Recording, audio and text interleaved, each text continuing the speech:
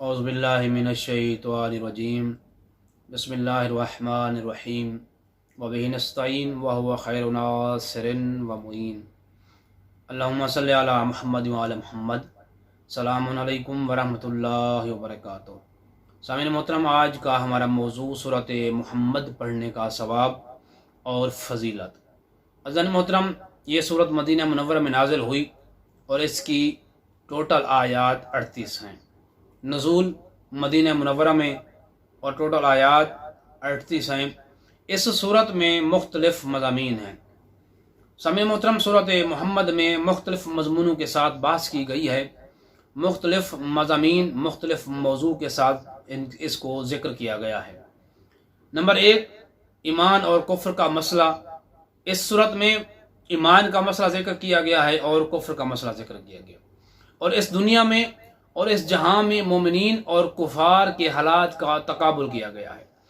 यानी इस जहां में, इस दुनिया में मोमिनीन के क्या हालात हैं, मोमिन कैसे रहते हैं, मोमिन कौन लोग हैं, कौन कौन मोमिनियत के दायरे में आते हैं, और कुफार कौन कौन हैं, कौन कौन कुफ्र के दायरे में आते हैं, इस मसले पर बहस की गई है। आप लोग बेहतर जानते हैं मोमिन की आलामात, मोमिन कौन होता है और मोमिन का लबो लहजा, मोमिन का तकवा क्या होता है।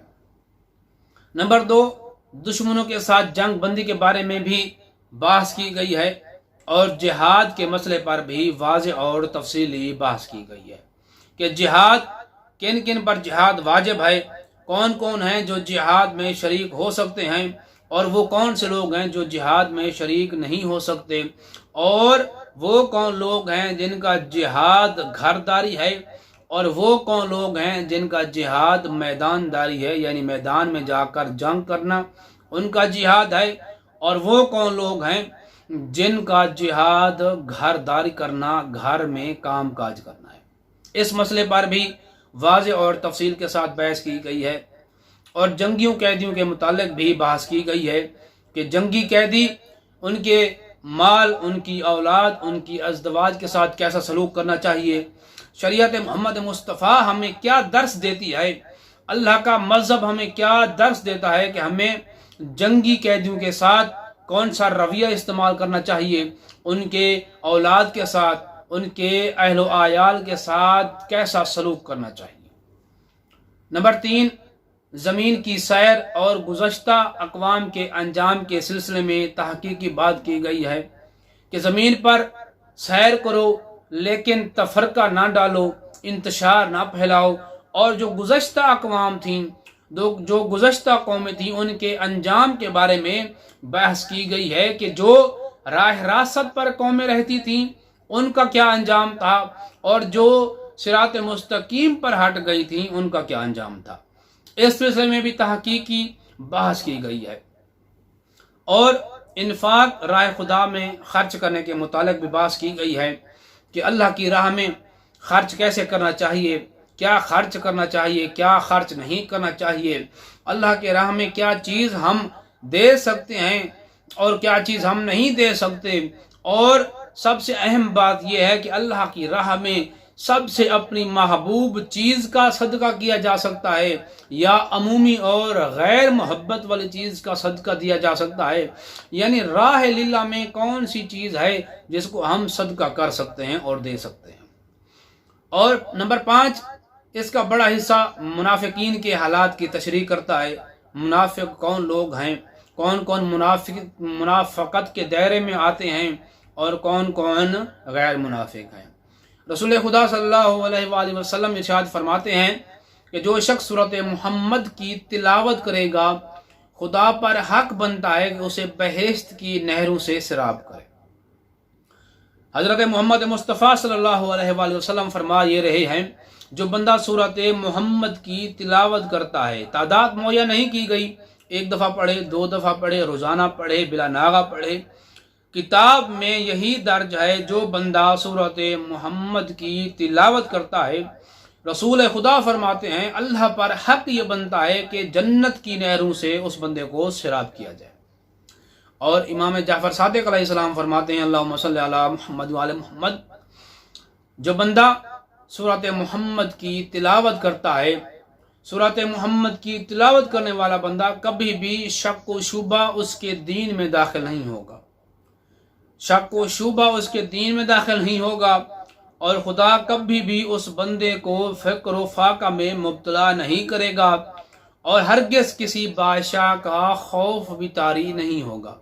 और फरमाते हैं आखिरी उम्र तक कुफ्र व शिरक से महफूज और अमान में रहेगा।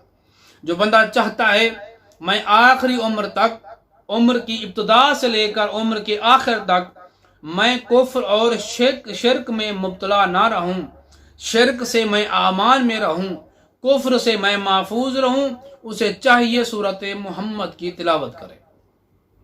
सूरत मोहम्मद की तिलावत करने वाला बंदा उम्र के अवाइल से लेकर उम्र के अवाखिर तक, उम्र की इब्तदा से लेकर उम्र के आखिर तक कभी भी कुफ्र में भी नहीं मुब्तला होता, आमान में रहता है, और शिरक से भी आमान में रहता है।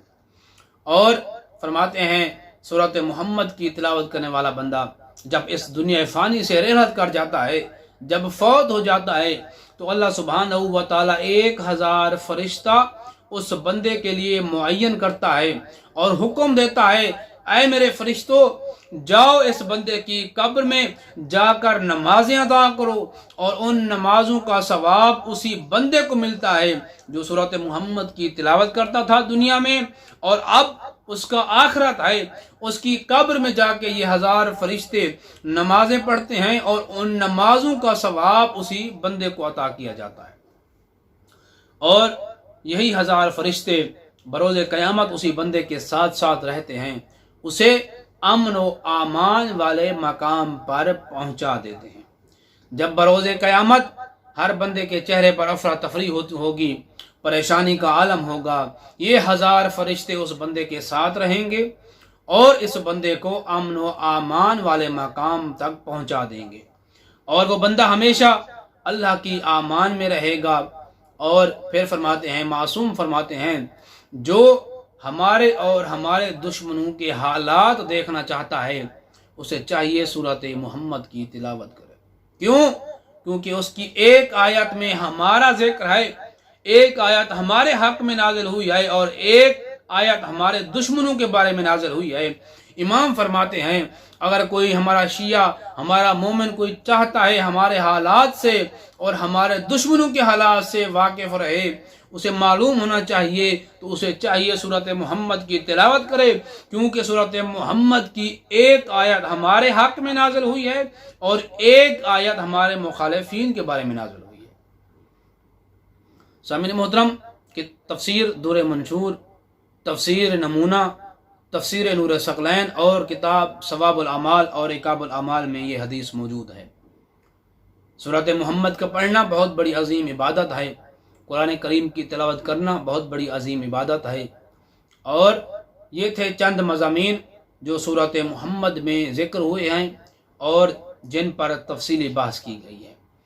जो चाहता है कि इन मज़ामीन को तफसील के साथ पढ़े तो सूरत मोहम्मद का उर्दू तर्जमा पढ़े और उसको तफसीर के साथ भी पढ़ना चाहिए। सामीन मोहतरम, दुआ है अल्लाह आले मोहम्मद के सदक़े हमें सही मानों में कुरान करीम को पढ़ने, समझने और उस पर अमल करने की तौफीक अता फरमाए। हमारे और हमारे वालिदैन के सगीरा कबीरा गुनाह माफ़ फरमाए। जितने भी मोमिनात इस जहान फ़ानी से कूच कर गए हैं, मालिक उनको करवट और जन्नत नसीब फरमाए। जो मोमिन बीमार हैं अल्लाह आले मोहम्मद के सदक़े उन्हें शिफाए कामिला अता फरमाए। जो तंग दस्त हैं उनकी तंग दस्तें दूर फरमाए। जो मोमिन परेशान हाल हैं उनकी परेशानियाँ दूर फरमाए।